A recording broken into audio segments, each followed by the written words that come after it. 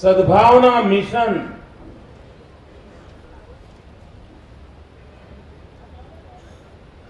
એ વિચારમાં કેટલી તાકાત રહી છે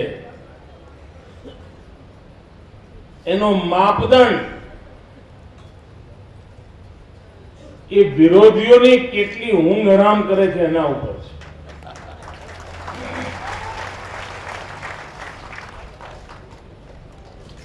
ઉજાગરા કરતા કરી નાખ્યા છે સદભાવ મિશને. અને માત્ર ગુજરાતમાં નહીં, સમગ્ર દેશમાં. મિત્રો, તમે તમારા ઘોડા ગોઠવીને ગોઠવાઈ જાઓ એટલે લોકોને તકલીફ ના પડે.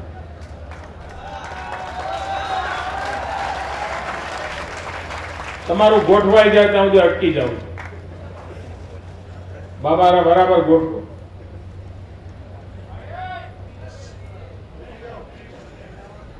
ફોટોગ્રાફરો બધા આવે એવું છે ને જ્યાં છો ત્યાં. આમ તો સવારથી બેટરી ડાઉન થઈ ગઈ હશે.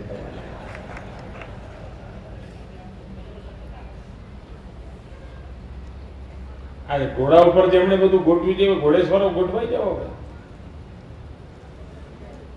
થઈ ગયો. બેસો મિત્રો, બેસો.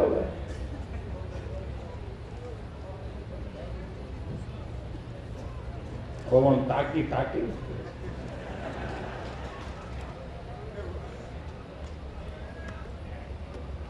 જરાય આગો પાછો નહીં થયો. તમારે સમજી ચિંતા જ ના કરો.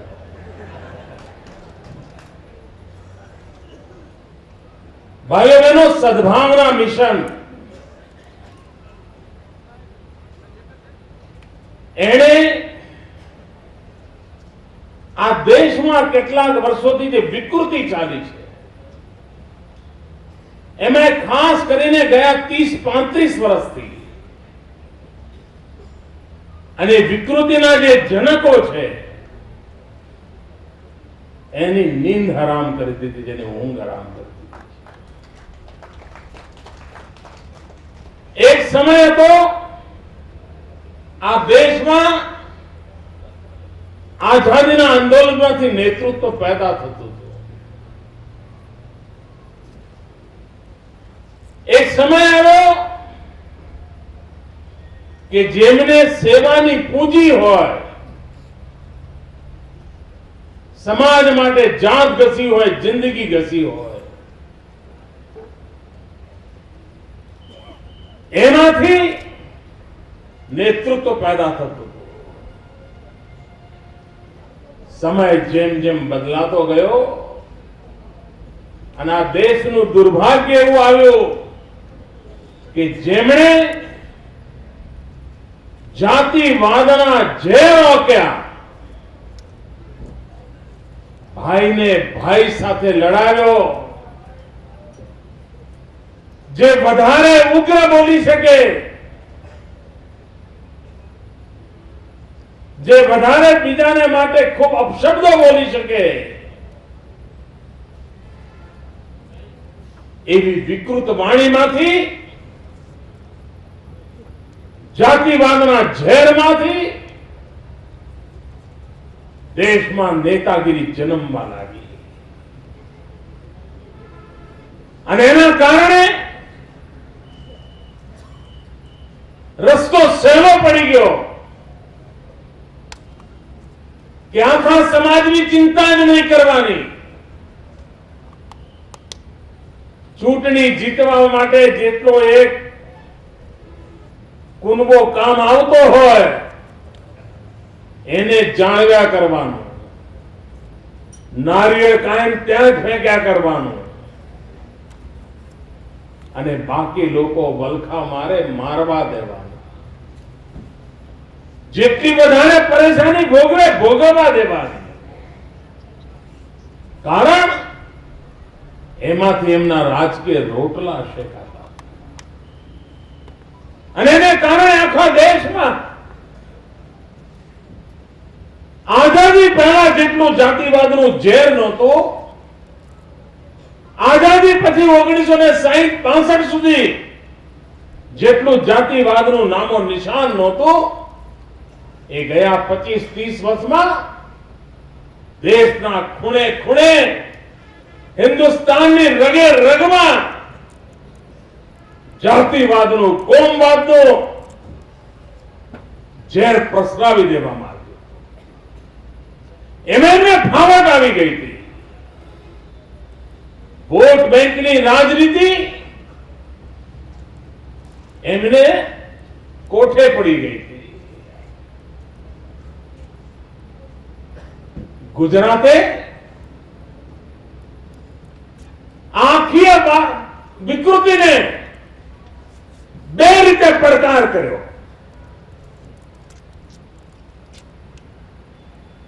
વોટ બેંકની રાજનીતિને વિકાસની રાજનીતિથી પડકારી.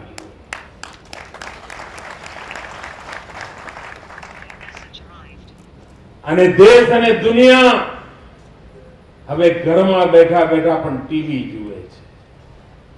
દુનિયા કેવી રીતે બદલાઈ રહી છે એ ભારતનો ગરીબમાં ગરીબ માનવી પણ સમજવા માંડ્યો છે.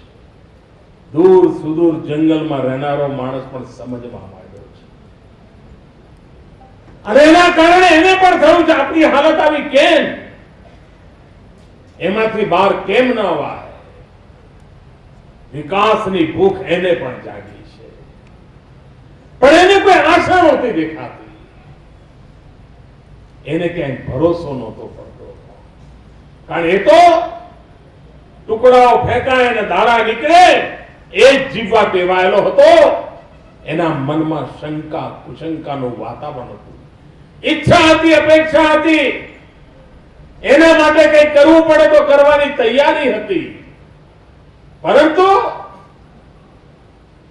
એને ભરોસો નહોતો કે એકલ દોકલ વિચારો કરે તો કાંઈ મેળ પડે છે ખરો. પણ જ્યારે દેશ અને દુનિયાએ ગુજરાતનો વિકાસ જોયો, કેવી રીતે બદલ થાય તેની નજરે ચડવા માંડ્યું, એના માટે એને છાપા કે ટીવી જોવા ન પડ્યા. એને પોતાના ગામમાં દેખાવા માંડ્યું કે આનું નામ બદલ, આનું નામ પરિવર્તન, આનું નામ વિકાસ. અને આખા દેશમાં વાત પ્રસરવા માંડી. અને એના કારણે વોટ બેંકની રાજનીતિ કરનારાઓએ માથું ખંજવાળવું પડે એવા દિવસો આવ્યા. એમને પણ થયું કે આ વિકાસના રસ્તે ગયા વિના હવે ટકાશે નહીં.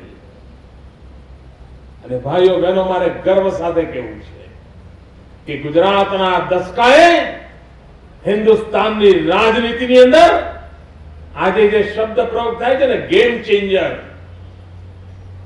એ ગેમ ચેન્જર તરીકેનો રોલ આ વિકાસની રાજનીતિએ કર્યો છે. અને બધાએ વિકાસના રસ્તે જવું પડે એવી મજબૂરી પેદા કરી દીધી છે. બીજો માર્ગ જાતિવાદ, પ્રાંતવાદ, ભાષાવાદ, કોમવાદ. ભાઈને ભાઈ સાથે લડાવો, ભાગલા પાડો, વર મરો કન્યા મરો, પણ ગોર મહારાજનું તરભાણું ભરો, એ ખેલ ચાલ્યા બધા. ગુજરાતે દુનિયાની સામે ડંકાની ચોટ પર બતાવી દીધું કે જાતિવાદના રાજકારણને કારણે, કોમવાદના રાજકારણને કારણે મુઠ્ઠીભર લોકોનું કદાચ ભલું થતું હશે, ઘણા ગાંડા લોકોની ખુરશીઓ સલામત રહેતી હશે, પરંતુ દેશની જનતા સલામત નથી રહેતી, એમનું ભવિષ્ય સલામત નથી રહેતું. આવડા મોટા દેશે જો પ્રગતિ કરવી હશે તો એને આ વાડાબંધી પાલવે નહીં, આ વિખવાદ પાલવે નહીં, આ ઝેરના પરખ પાલવે નહીં. એમાંથી એને ઉપર ઉઠવું પડે, એમાંથી એને બહાર આવવું પડે, પણ એને રસ્તો નહોતો. એને જે જોયું હતું એમાંથી બહાર કેમ નીકળવું તો એમાં એક ગોથા ખાતો હતો. ભાઈઓ બહેનો,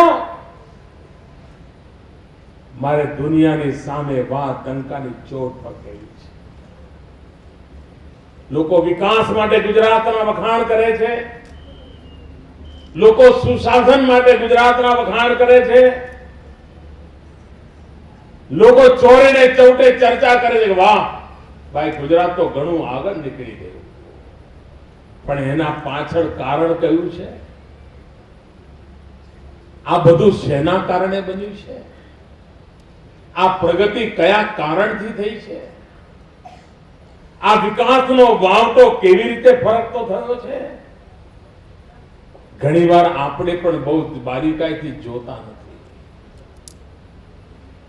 ઘણીવાર આપણે ઘરમાં વીજળીનું કનેક્શન લીધું હોય,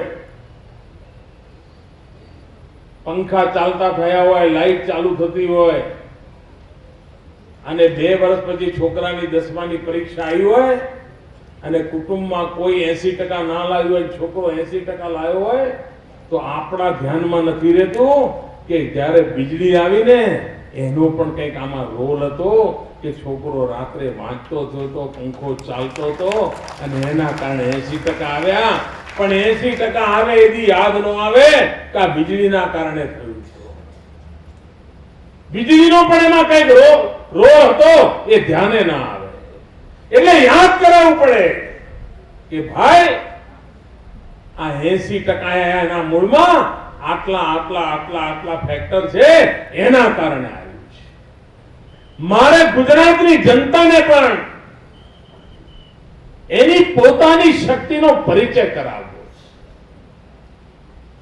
એનામાં પોતાનામાં જે સામર્થ્ય પડ્યું છે એની મારે યાદ દેવડાવી હતી અને યાદ દેવડાવીને મારે દુનિયાને પણ બતાવવું હતું કે ગુજરાતના વિકાસના મૂળમાં શું પડ્યું છે. કોઈ કહે કે કોઈ મુખ્યમંત્રી સારા આવી ગયા એટલે વિકાસ થઈ ગયો, કોઈ કે સરકાર સારી આવી ગઈ એટલે વિકાસ થઈ ગયો, નરેન્દ્રભાઈને ઘર-બાર છે ને કઈ કામ નથી, આખો દાડો મંડેલા રહે છે એટલે વિકાસ થઈ ગયો. ભાઈઓ બહેનો બધા પોતપોતાની રીતે કારણો આપતા હશે, પરંતુ જે દુનિયાએ સમજવાની જરૂર છે અને ગુજરાતે ગર્વ કરવા જેવી જરૂર છે એ કારણ છે આ 10 વર્ષમાં ગુજરાતે જે શાંતિ રાખી છે. આ 10 વર્ષમાં ગુજરાતે જે એકતાનો રસ્તો અપનાવ્યો છે, આ 10 વર્ષમાં ગુજરાતે જે ભાઈચારાને ગળે લગાવ્યું છે, એના કારણે આ વિકાસ શક્ય બન્યો છે. અને હિન્દુસ્તાનના પણ જે રાજ્યોને વિકાસ કરવો હોય તો મારા સદભાવના મિશનના ઉપવાસના માધ્યમથી હું હિન્દુસ્તાનના જે રાજ્યો પ્રગતિના માર્ગે આવવા માંગે છે એમને નિમંત્રણ આપું છું કે આપ પણ આપના રાજ્યમાં સદભાવનાનો માર્ગ અપનાવજો. વિકાસ એની મેળેની પાછળ આવશે. જાતિવાદના ઝેરમાંથી બહાર નીકળજો, ભાગલા પાડવાની પેદવીમાંથી ઉપર ઉઠજો. આપ જોજો, નાનું ગામડું હોય, નાનું ગામડું, એ ગામમાં જો સંપ હોય તો તમે જોયું હશે કે ગામ કેટલું સરસ આગળ વધતું હોય છે. અનુભવ કર્યો છે ને ભાઈ? જરા ખોંખારીને બોલો ને. થાય છે ને? કુટુંબમાં પણ સંપ હોય તો કુટુંબ આમ કૂદકે ને ભૂસકે આગળ વધતું હોય છે ને. પણ એકાદ બહુ એવી આવી જાય તો 4000 પેઢીનું ભેગું કર્યું હોય ને બધું આમ તેમ થઈ જાય. એકાદ છોકરો એવો પાકી જાય, 5 પેઢીનું ભેગું કર્યું હોય ડુબાડી મૂકે. આફત માણસને ન ડુબાડે, પણ કુટુંબમાં કઈ એવો લૂણો લાગે તો કોઈ બચાવી ન શકે. એ દુનિયાનો નિયમ છે. જે અનુભવ કુટુંબનો છે, જે અનુભવ ગામનો છે, એ જ અનુભવ રાજ્યનો પણ હોય છે. ભાઈ, ગામડામાં 1 એકર ચોગડ હોય ને, શું થાય? એકર ચોગડ ખબર છે ને? પૂનમ પહેલા શું આવે? પૂનમ પહેલા શું આવે? આ ગામમાં એક હોય તો નાના ગામમાં એક હોય તો ખેદાન મેદાન કરી મૂકે ને, અને સંપ હોય તો 14 પેદા જ ના થાય. ભાઈઓ બહેનો, જ્યાં સંપ ત્યાં જંપ. આ કહેવત એમનેમ નથી પડી ભાઈઓ, આપણા વડવાઓ વધારે સમજદાર હતા. ગુજરાતને બદનામ કરનારા તત્વોને ગુજરાતે જાહેરાતો આપીને નહીં, ભાષણો કરીને નહીં, કાકલુદી કરીને નહીં, ડંકાની જોર પર પોતાના વ્યવહાર દ્વારા પુરવાર કરી બતાવ્યું કે અમારે ત્યાં એકતા છે, શાંતિ છે, ભાઈચારો છે, અને એના કારણે અમે પ્રગતિની નવી ઊંચાઈઓને પાર કરી છે. આ વિકાસની વાત મારે આગળ લઈ જવી છે. ભાઈઓ બહેનો, આખા દેશમાં આ રોગચાળો જ્યારે જશે ત્યારે દેશ પણ પ્રગતિ કરશે. ગુજરાતમાંથી આ રોગચાળો જવા બેઠો છે, એના કારણે પ્રગતિના ફળ આપણને ચાખવા મળવા માંડ્યા છે. અને એ મારે દુનિયાને બતાવવું છે. આ સદભાવના મિશન એ મારો એના માટેનો નમ્ર પ્રયાસ છે. આ કામ હું ભચાઉમાં જાહેર સભા કરીને કરી શક્યો, કલાક 2 કલાક તમારા જેટલી મેદની ભેગી કરીને વાત કરી શક્યો હો. પણ ભાઈઓ બહેનો, મને પણ ખબર છે, તમને પણ ખબર છે કે આખો દિવસ જયારે તમારી સાથે બેઠો હો, મને અહીંયા કહેવામાં આવ્યું 12,000 લોકોએ ઉપવાસ કર્યા છે. 12,000. મેં કઈ આવી જાહેરાત નહોતી કરી, મેં તો એટલું જ કહ્યું કે હું કરવાનું. પણ અહીં લોકોએ નક્કી કર્યું, ભાઈ નરેન્દ્રભાઈ ઉપવાસ કરતા હોય તો આપણે કેમ ના કરીએ. હું આ સૌને સલામ કરું છું. કેટલાક નાના બાળકો આજે બેઠા છે ઉપવાસમાં. ભાઈઓ બહેનો, આ સામર્થ્ય છે, આ શક્તિ છે, અને આ શક્તિ જ આવતીકાલના ગુજરાતને નવી ઊંચાઈઓ પર લઈ જશે. એ વિશ્વાસ પેદા થાય છે, ડંકાની ચોટ પર વિશ્વાસ પેદા થાય છે. મારે વાત દુનિયાને કેવી છે, અને ઉપવાસનું તપ જ્યારે ભળે ને ત્યારે શબ્દની તાકાત વધી જતી હોય છે. થાળા વચનો કામ નથી કરતા હોતા, કૃતિ કામ કરતી હોય છે. અને એની અંદર ઉપવાસનું વ્રત ભરે, તપસ્યા ભરે તો એની અસર થતી હોય છે.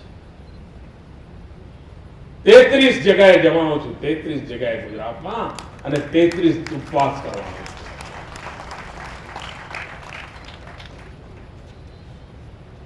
જે મિત્રોને સદભાવનાની વાતથી હું વિરામ થયું હોય ને, એમને તકલીફ પડે બરાબર છે.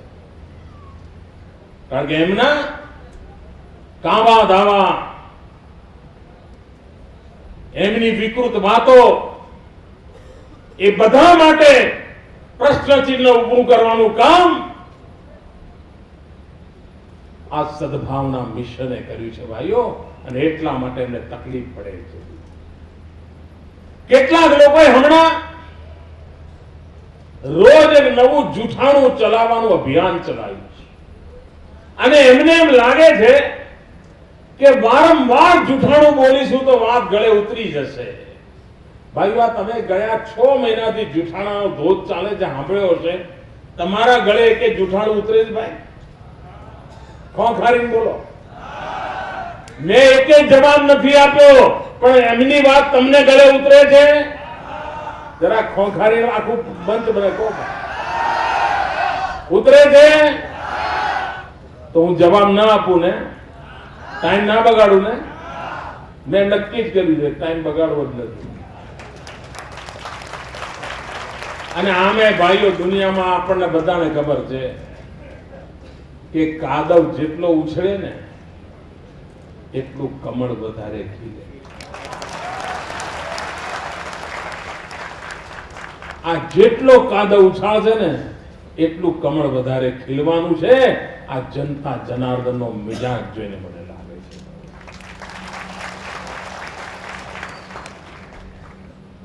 ભાઈઓ બહેનો, આ રાજ્યમાં ધ્યાનમાં આવતું હશે, આખા હિન્દુસ્તાનમાં ક્યાંય પણ ઔદ્યોગિક વિકાસ થાય તો ખેતીની જમીન ઘટે ઘટે ઘટે છે, એમાં ઘટાડો થાય છે, સ્વાભાવિક છે. મકાનો બને તો ખેતરની જમીન ઓછી થાય, રસ્તા બને તો ખેતરોની જમીન ઓછી થાય, ઉદ્યોગો લાગે તો ખેતરોની જમીન ઓછી થાય. આ સાચું, એ સ્વાભાવિક છે. પણ ગુજરાત અપવાદ છે ભાઈઓ, અપવાદ. આ ગુજરાત એક એવું રાજ્ય છે કે જ્યાં ઉદ્યોગોનો પણ વિકાસ થયો અને ખેતી લાયક જમીનનો પણ વિસ્તાર થયો. મહાત્મા ગાંધીના જીવનની એક ઈચ્છા હતી, ખબર છે ભાઈઓ કઈ હતી? જીવનના અંત સુધી મહાત્મા ગાંધી દેશ આઝાદ થયા પછી એક ઈચ્છા વ્યક્ત કરી હતી, કોને યાદ છે? એમણે ભૂલવાડી દીધું છે, તમને યાદ ના હોય. આ દિલ્હીમાં બેઠા છે, એમણે ભૂલવાડી દીધું.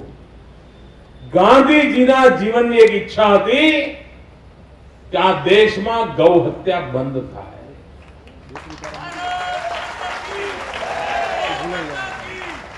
ગાંધીજી જીવનના અંતકાળમાં આ મુદ્દે સતત દુઃખ વ્યક્ત કરતા હતા. ગાંધીજી ગયા તો એક કામ વિનોબા ભાવે ઉપાડ્યું અને વિનોબાજીએ, જે ગાંધીજીના પરમ શિષ્ય વિનોબાજીએ ગૌ રક્ષા માટે, ગૌ હત્યા બંધ કરાવવા માટે અનેક વાર અનશન કર્યા, ઉપવાસ કર્યા, આંદોલનો કર્યા અને જે મળે એને એક જ વાત કહેતા હતા કે તું જે કામ કરતો હોય કર, પરંતુ ગૌ રક્ષાનું કામ જોડે જોડે કરજે. હું એક વાર વિનોબાજીને મળવા ગયો તો એમણે મને કહ્યું કે ભાઈ તું દેશ સેવા માટે જે કરતો હોય તું કરતો રહેજે, પણ મારું આટલું કામ તું કરજે, ગૌ રક્ષા જરૂર કરજે. આ લોકોએ જીવનભર ન કરી અને વાર તહેવારે સુપ્રીમ કોર્ટ કંઈ પણ સુપ્રીમ કોર્ટમાં એક લીટી આવી હોય ને તો સાહેબ આમ પોસ્ટરો બનાવીને ફરે. સુપ્રીમ કોર્ટે મોદીને ફટકો માર્યો, સુપ્રીમ કોર્ટે મોદીને લફડાક મારી, સુપ્રીમ કોર્ટે મને આ ટીવી વાળા તો હું બોલે ભગવાન જાણે. આ સુપ્રીમ કોર્ટે કહ્યું છે કે સમગ્ર દેશની અંદર ગૌ રક્ષાનો કાયદો થવો જોઈએ. સુપ્રીમ કોર્ટે કહ્યું.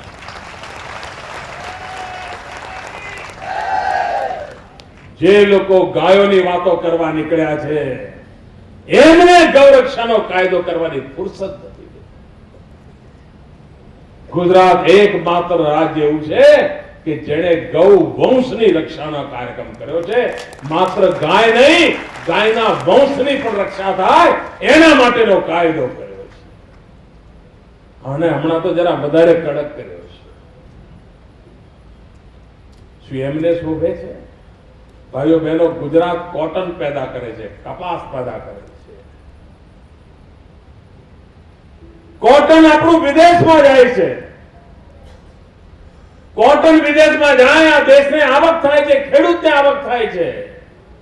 પણ આ દિલ્હીમાં બેઠેલી સરકારે એવો નિર્ણય કર્યો છે કે તમારે જે કોટન મોકલવું હોય તો તમારે સરકારમાં કર આપવો પડે, રૂપિયા આપવા પડે, દિલ્હીની તિજોરીમાં પૈસા આપવા પડે. કેમ?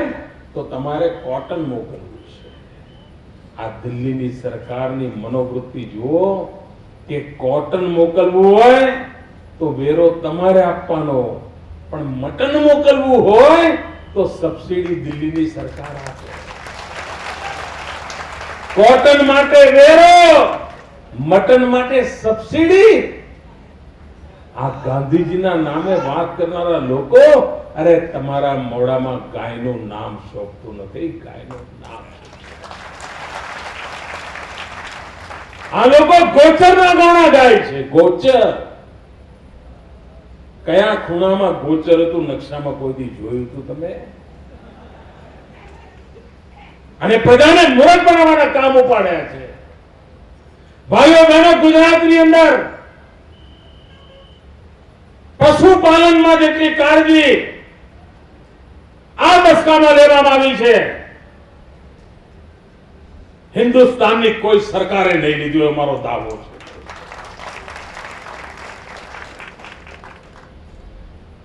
અને એનું પરિણામ શું આવ્યું છે? ખાલી પશુ આરોગ્ય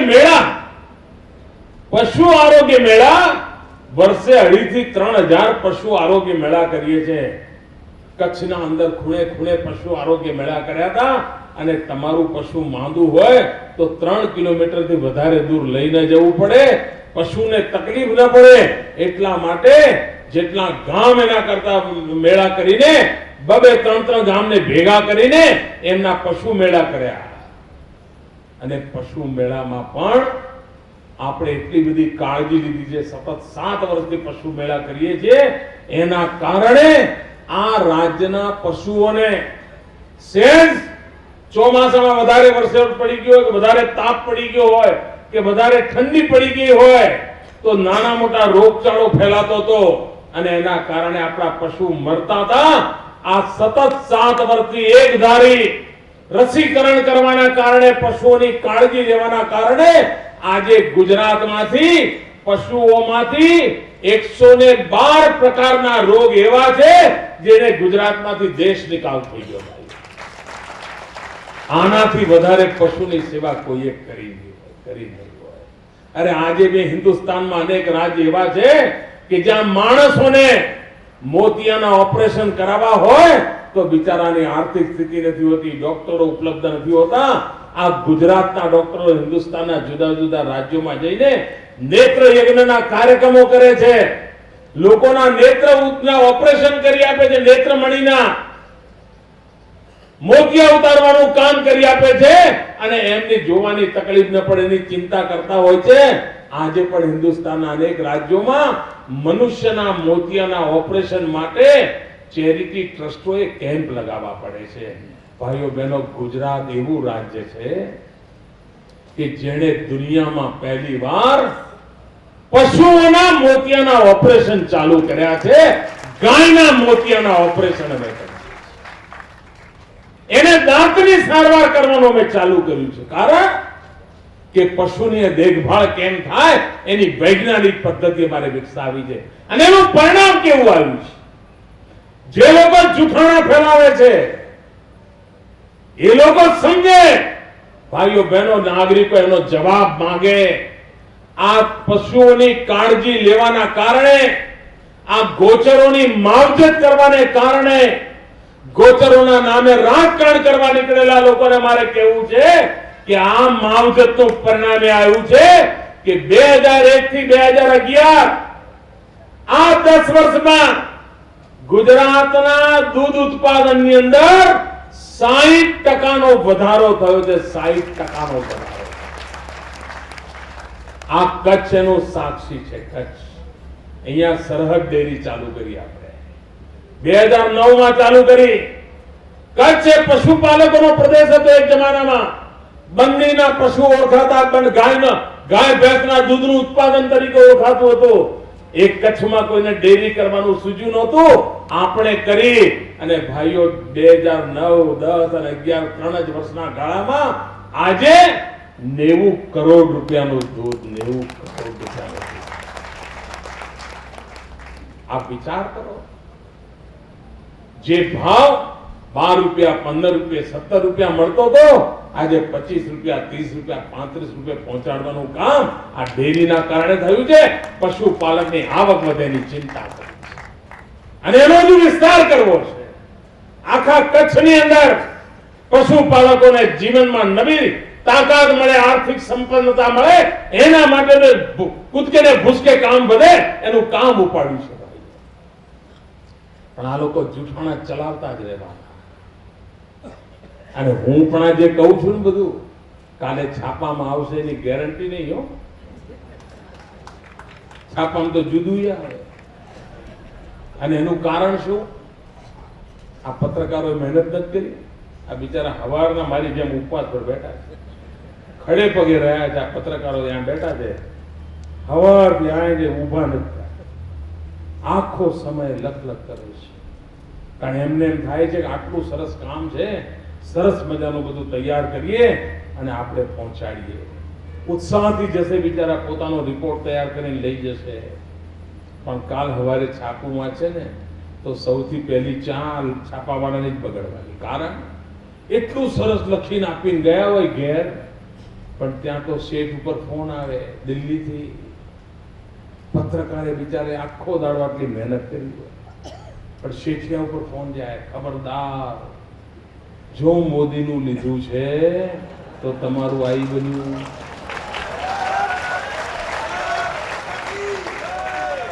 અલા શેઠિયા બિચારા પકડે. પત્રકારે આટલી મહેનત કરી હોય બધી પાણી, ચેનલો વાળા કે ચેનલો વાળા મોદીનો ફોટો 2 વખત દેખાઈ ગયો.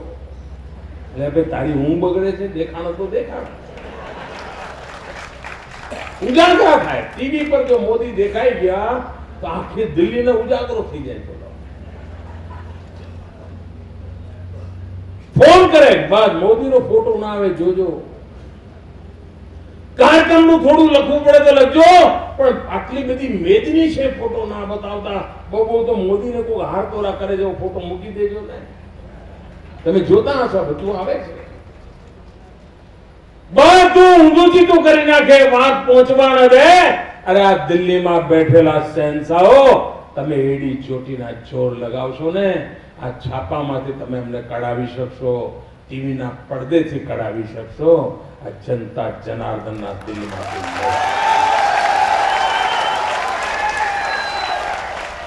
તમારી આ દાદાગીરી અમારા માટે અત્યાચાર કરાવી શકશે, પરંતુ જનતા જનાર્દનના દિલમાં અમારી જે જગ્યા છે એ જગ્યાને તમે ક્યારે કઢાવી શકવાના નથી. ભાઈઓ બહેનો, લોકશાહીને કલંક થાય ને એવી પ્રવૃત્તિઓ ચાલી રહી છે. અને છતાંય દિલ ગુજરાતના દુશ્મનોને હું કહેવા માંગુ છું, તમે લાખ કોશિશ કરો, ગુજરાત નહીં ઝૂકે, નહીં ઝૂકે, નહીં ઝૂકે.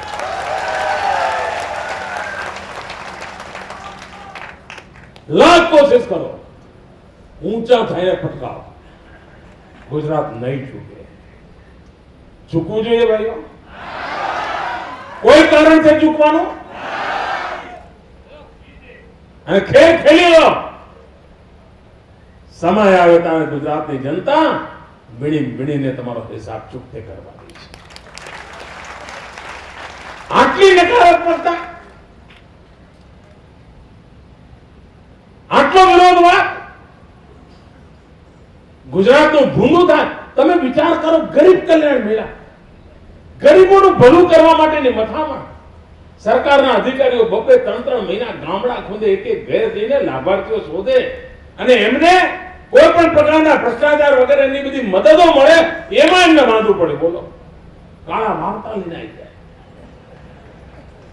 ગરીબોના કલ્યાણ માટે કામ કરે, એમાં કાળા વાર્તા. આટલી બધી વિકૃતિ. ભાઈઓ, આ લોકો તમારા દુશ્મન છે, દુશ્મન છે. આ ગુજરાતના દુશ્મનો છે, આ વિકાસના વિરોધીઓ છે, આ નકારાત્મકતાને ભળેલા લોકો છે. એમનાથી ન ગુજરાતનું ભલું થવાનું છે, ન ગુજરાતની આવતી કામ સુધરવાની છે. આપ મને કહો ભાઈ, આ કચ્છનો એક એવી દશા હતી 2001માં ભૂકંપ આવ્યો પહેલા. ખેડૂતને વિગોટી ભરવાની હોય, વિગોટી ભરવાની હોય, વિગોટી તો જમીન વેચી મારે એવા દાડા હતા ને ભાઈ. વિગોટી ના મળે એમ કરો, ટુકડો લઈ જાઓ એમ કે. અને વિગોટી કેવો 25-50 રૂપિયા, તો જમીન લઈ જાઓ કે. આજે તમારી જમીન સોનું થઈ કે નથી થઈ ભાઈ? 5000 રૂપિયા કોઈ જમીન લેતો નહોતું. દીકરી પરણાવી હોય, આખું ખેતર વેચવા નીકળો ને તો એ દીકરીના હાથ પીળા નહોતા થતા, એવા દિવસો હતા.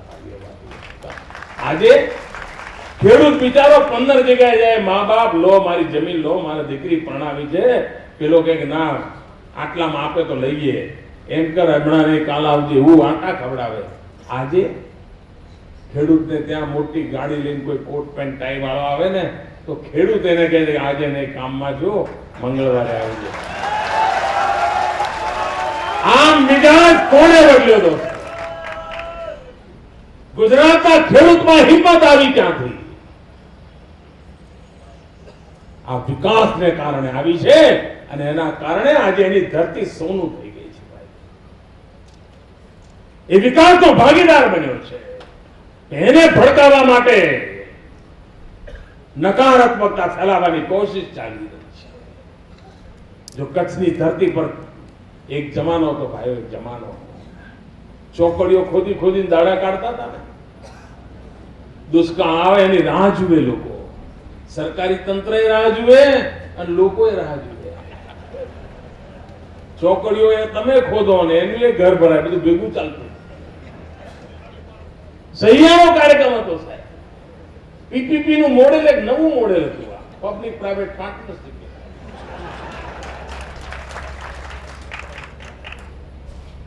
તંત્રને લાભ અને મંત્રને લાભ ને જંત્રને લાભ, આ જ ચાલતું.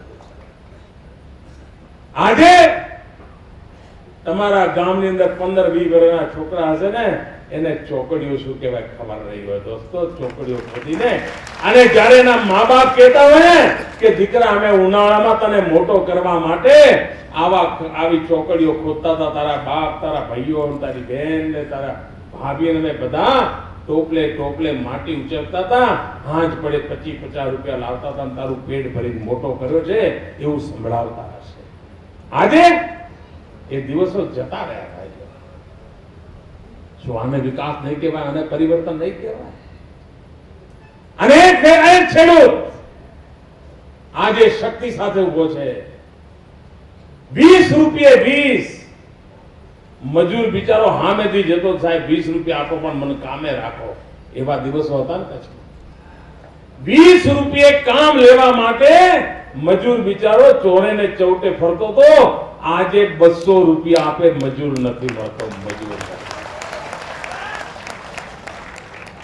આ વિકાસને કારણે શક્ય બન્યું છે અને આને કોઈ નકારી નહીં શકે, કોઈ નકારી નહીં શકે.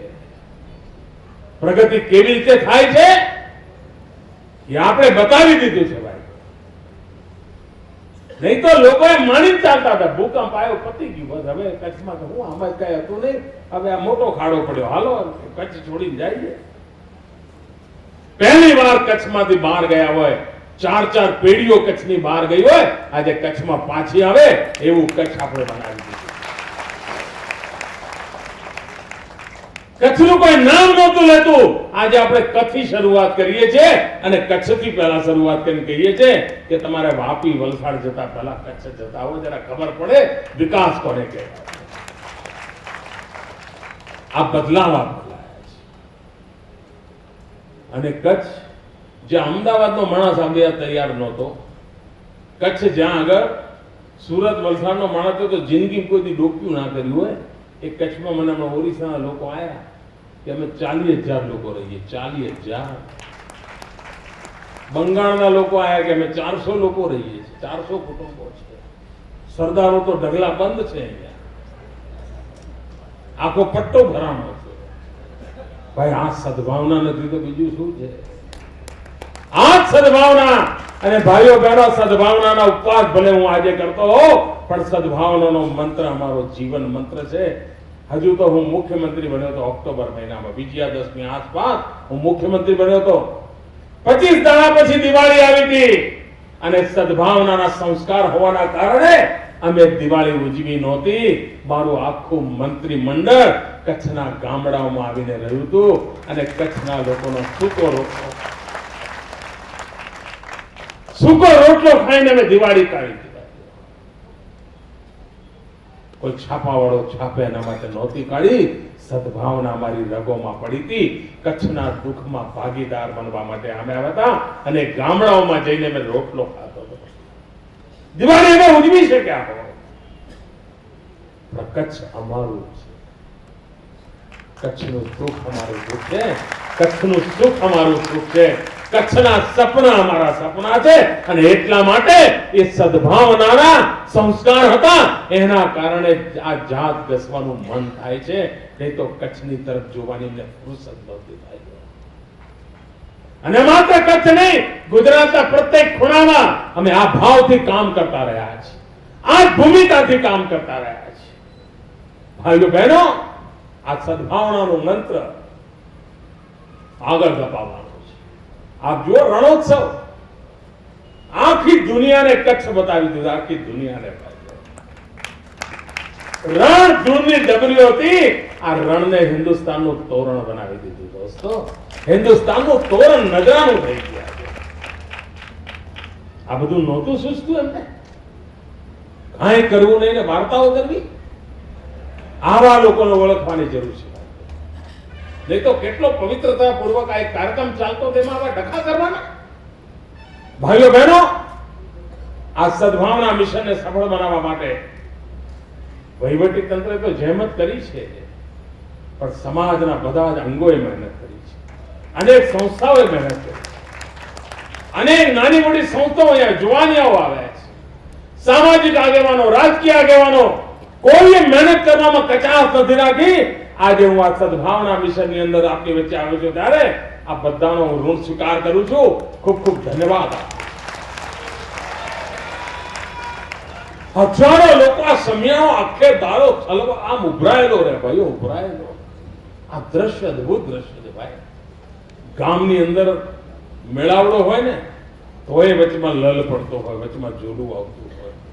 આજે તો હું જોતો મેદની જ મેદની થાય છે. આપનો આ પ્રેમ, આપના આશીર્વાદ આ સદભાવનાની શક્તિને વધારે મજબૂત બનાવશે એવો મારો વિશ્વાસ છે. આ સદભાવનાના મંત્રને લઈને ગામો ગામ જઈએ, ઘરે ઘર જઈએ. આપણા ગામમાં પણ નાનો મોટો વિવાદ હોય તો દૂર કરીએ ભાઈઓ. ગામને ભેગું કરીએ, એકતાનો મંત્ર લઈને ચાલીએ, સમરસનો મંત્ર લઈને ચાલીએ, સાથે મળીને આગળ વધવાનો સંકલ્પ કરીને ચાલીએ. એટલી જ અપેક્ષા સાથે આપ સૌને ખૂબ ખૂબ શુભકામનાઓ. જય જય ગરવી ગુજરાત. મારી સાથે મુઠ્ઠી બંધ કરીને તાકાતથી બોલીશું, ભારત માતા કી જય, ભારત માતા કી જય, ભારત માતા કી જય.